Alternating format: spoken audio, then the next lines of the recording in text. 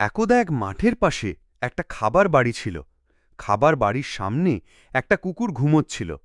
তাকে ওইরকমভাবে ঘুমোতে দেখে পা টিপে টিপে এক নেকড়ে এগিয়ে এলো তাকে ধরে খাওয়ার জন্য। কুকুরটা ততক্ষণে জেগে গেছে। নেকড়েটা সবে তার গায়ে কামড় বসাতে যাচ্ছে, এমন সময় কুকুরটা এক লাফে তার থেকে কিছুটা দূরে সরে গিয়ে বলল, শোন, একটা ভালো কথা তোমাকে বলি। আমাকে এখন খেয়ে তোমার তেমন সুবিধে হবে না।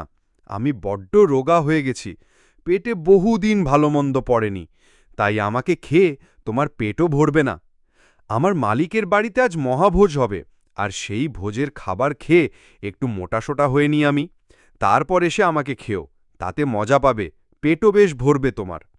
কুকুরের এই কথা শুনে নেকড়ে তখন আর তাকে না খেয়ে চলে গেল। পরদিন কুকুরের ভোজ খাওয়া হয়ে গেছে ভেবে আবার সেই নেকড়ে এলো। এসে দেখল কুকুরটা খামার বাড়ির ছাদের ওপর নাক ডাকিয়ে ঘুমোচ্ছে। সে তখন কুকুরটাকে ডেকে বলল, আমি এসে গেছি, এবার তুমি নেমে এসো, আমাদের চুক্তিমতো কাজ কর।